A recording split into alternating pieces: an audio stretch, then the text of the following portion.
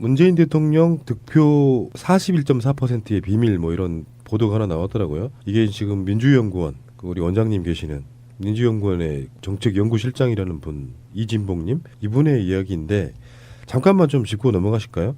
우선요 큰 의미를 부여하실 일은 아니고요. 우선 왜냐하면 전제가 민주연구원은 뭐 일반 연구원과 마찬가지로 연구원들이 끊임없이 자기 연구와 보고서를 생산해야 연구원 전체가 발전하지 않겠습니까? 그런 차원에서 진행이 되는 여러 프로젝트 중에 하나고 연구 결과 중에 하나인데 또 동시에 모든 연구원들과 마찬가지로 이것은 연구원의 공식 의견이라기보다는 개별 의견이 있고 그렇게 모든 연구자의 연구 보고서 제일 앞장에 붙이죠. 그러니까 일반 연구원들은 다 항상 그런 입장에서 하면서 이제 발전해 가는 거죠. 그래서 이분은 꽤 오래 김대중 대통령 시절에 그 당의 어떤 연구 역량이 아주 그냥 그때 아기로 시작해서 그때부터 제가 알아요. 이렇게 해서 지금 이제 연구실장까지 된 분인데 비교적 정치 관련이라든가 특히나 이제 분권형 대통령제라든가 뭐 이런 부분 연구를 많이 해온 분이에요. 근데 엊그제 사실은 이것을 가져왔길래 이제 시의성이 있고 아마 빨리 이제 배포를 결정해 달라고 해서 제가 쭉 보고 이러이러한 전제, 그러니까 딱 뭐라고 했냐면 공식 의견이 아니라는 것을 명확하게 한다. 그거를 제일 뒷줄에 있었던 걸 제일 앞으로 옮기고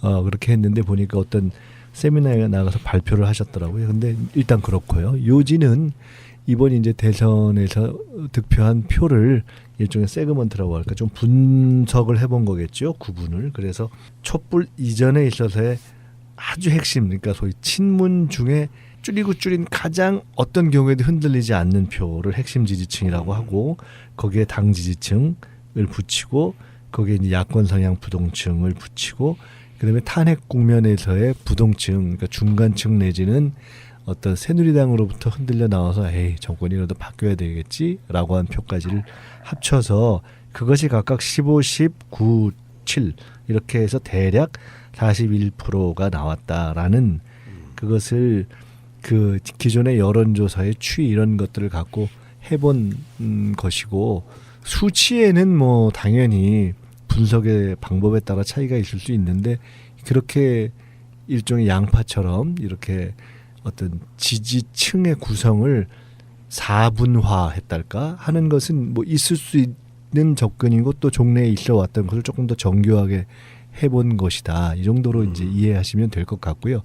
굳이 여기서 어떤 우리가 생각할 함의를 생각한다면 이제 이런 점은 중요합니다. 뭐냐면 이렇게 해서 승리를 했는데 즉 현재의 대통령이 당선될 때의 지지율이 단선 구성이 아니라 이렇게 복합 구성인데 여기에 여소야대라는 정치 상황이 결합되어 있기 때문에 이것은 정치 상황의 전개에 따라서 경우에 따라서는 더 늘어날 수도 있고 최근에 대통령 지지도에서 나타나는 것처럼 그런가 하면 여소야대 상황이라는 걸림돌이 강해지고 어디 장벽으로 되고 또는 정치를 만약에 여권이 잘 못했을 때는 그 4층 구성이 한 층씩 한 층씩 빠지면서 이렇게 위축될 수도 있다는 것을 또 얘기하는 근거가 되는 거죠. 그래서 지금의 이제 개혁적 집권 세력이 염두에 두어야 할 것은 이러한 대선 당시의 4층 구성으로 이루어진 지지층을 어떻게 국정 지지도와 연결시켜서 더 확장시키고 고정화할 것인가 하는 것이 첫째의 과제이고 그리고 어디서부터 빠질 수 있는가를 또 분석함과 동시에 어떤 이슈들이 약점인가 왜 기존에 이제 현재의 여권 세력에 있어서 약점인가 하는 것들을 잘 분석하는 것까지 더 나아간다면 이 연구가 이제 단순한 구성 연구가 아니라 앞으로 어떻게 해서 지지층을 고정 확장시킬 것인가 사실은 그건 중대한 과제거든요. 지금 예를 들어 민주당 지지율이 최근 50%를 계속 넘어서 가고 있는데 장기적으로 보면 대한민국이 평화통일까지를 이루어야 되기 때문에 이 개혁 세력이 연속 집권을 해야 되고 또 통일지향 세력이 연속 집권을 해야 된다는 점에서 비춰본다면 종래에는 우리가 기울어진 운동장이라고 해서 진보 보수 중간층에 있어서 진보를 가장 취약 구성으로 봤단 말이에요.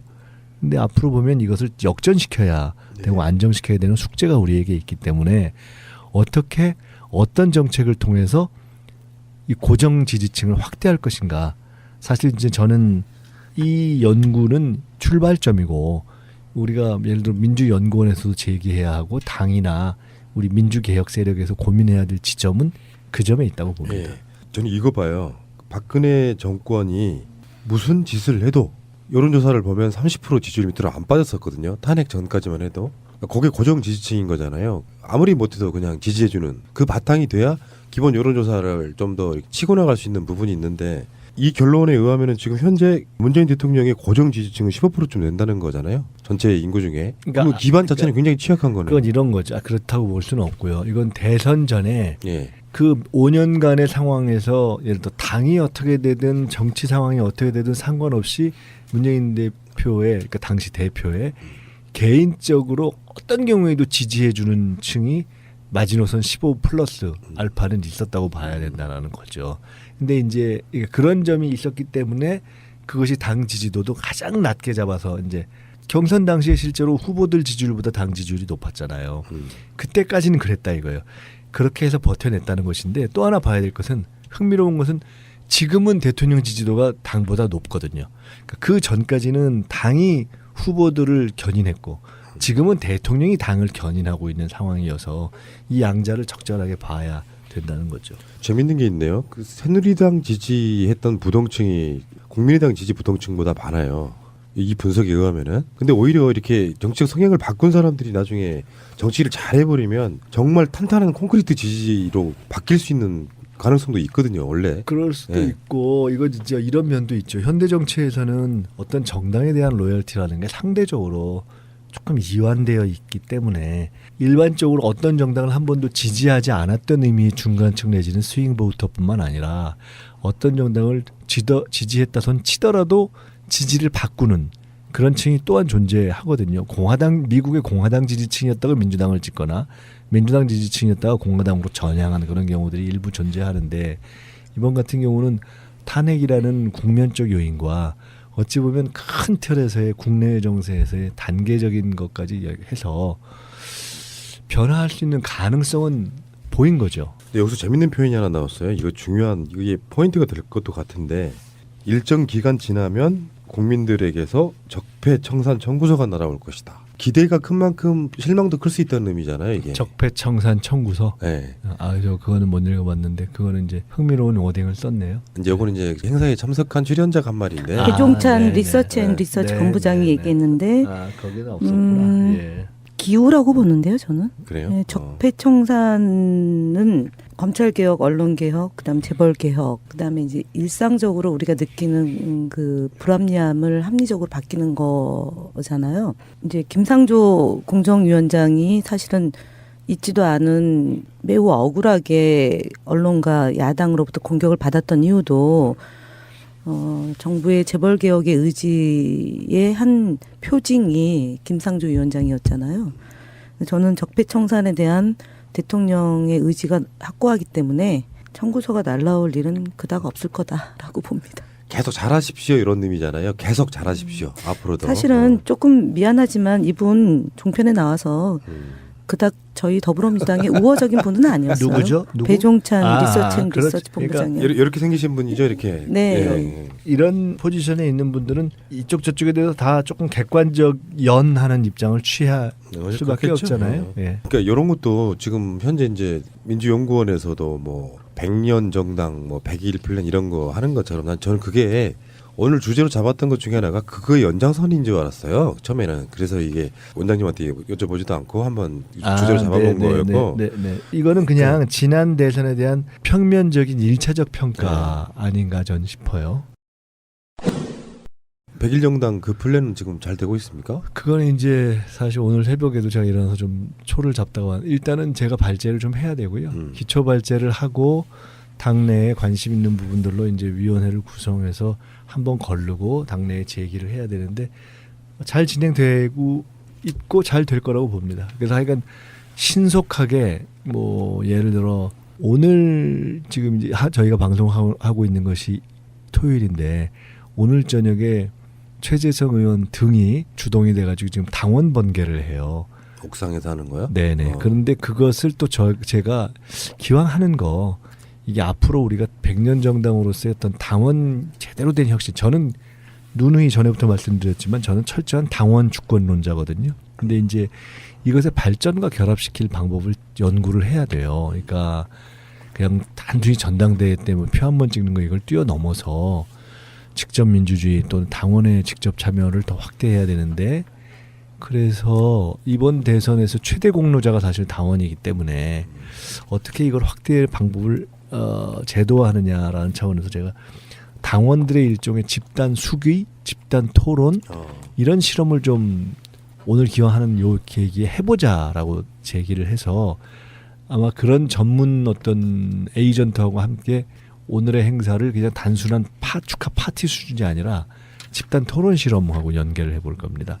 그래서 발표를 하셨더라고요. 근데 일단 그렇고요. 요지는 이번 이제 대선에서 득표한 표를 일종의 세그먼트라고 할까 좀 분석을 해본 거겠죠. 구분을. 그래서 촛불 이전에 있어서의 아주 핵심, 그러니까 소위 친문 중에 줄이고 줄인 가장 어떤 경우에도 흔들리지 않는 표를 핵심 지지층이라고 하고, 거기에 당 지지층을 붙이고, 거기에 이제 야권 성향 부동층을 붙이고, 그다음에 탄핵 국면에서의 부동층, 그러니까 중간층 내지는 어떤 새누리당으로부터 흔들려 나와서 에이 정권이라도 바뀌어야 되겠지라고 한 표까지를 합쳐서 그것이 각각 15, 10, 9, 7 이렇게 해서 대략 41%가 나왔다라는, 그것을 그 기존의 여론조사의 지 상황의 전개에 따라서 경우에 따라서는 더 늘어날 수도 있고, 최근의 대통령 지지도에서 나타나는 것처럼 그런가 하면 여소야대 상황이라는 걸림돌이 강해지고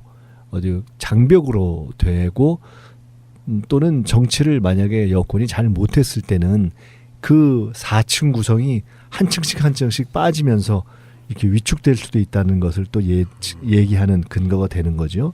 그래서 지금의 이제 개혁적 집권 세력이 염두에 두어야 할 것은 이러한 대선 당시의 4층 구성으로 이루어진 지지층을 어떻게 국정 지지도와 연결시켜서 더 확장시키고 고정화할 것인가 하는 것이 첫째의 과제이고, 그리고 어디서부터 빠질 수 있는가를 또 그 보고서 제일 앞장에 붙이죠. 그러니까 일반 연구원들은 다 항상 그런 입장에서 하면서 이제 발전해 가는 거죠. 그래서 이분은 꽤 오래 김대중 대통령 시절에 그 당의 어떤 연구 역량이 아주 그냥 그때 애기로 시작해서 그때부터 제가 알아요. 이렇게 해서 지금 이제 연구실장까지 된 분인데, 비교적 정치 관련이라든가 특히나 이제 분권형 대통령제라든가 뭐 이런 부분 연구를 많이 해온 분이에요. 근데 엊그제 사실은 이것을 가져왔길래 이제 시의성이 있고 아마 빨리 이제 배포를 결정해 달라고 해서 제가 쭉 보고 이러이러한 전제, 그러니까 딱 뭐라고 했냐면 공식 의견이 아니라는 것을 명확하게 한다.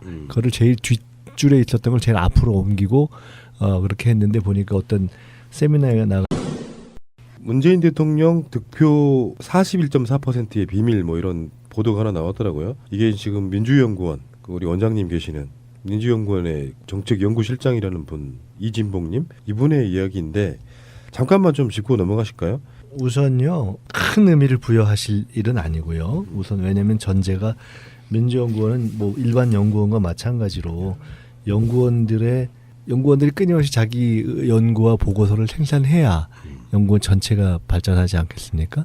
그런 차원에서 진행이 되는 여러 프로젝트 중에 하나고 연구 결과 중에 하나인데, 또 동시에 모든 연구원들과 마찬가지로 이것은 연구원의 공식 의견이라기보다는 개별 의견이 있고, 그렇게 모든 연구자의 추이 이런 것들을 갖고 해본 것이고, 수치에는 뭐 당연히 분석의 방법에 따라 차이가 있을 수 있는데, 그렇게 일종의 양파처럼 이렇게 어떤 지지층의 구성을 4분화했달까 하는 것은 뭐 있을 수 있는 접근이고, 또 종래에 있어 왔던 것을 조금 더 정교하게 해본 것이다. 이 정도로 이제 이해하시면 될 것 같고요.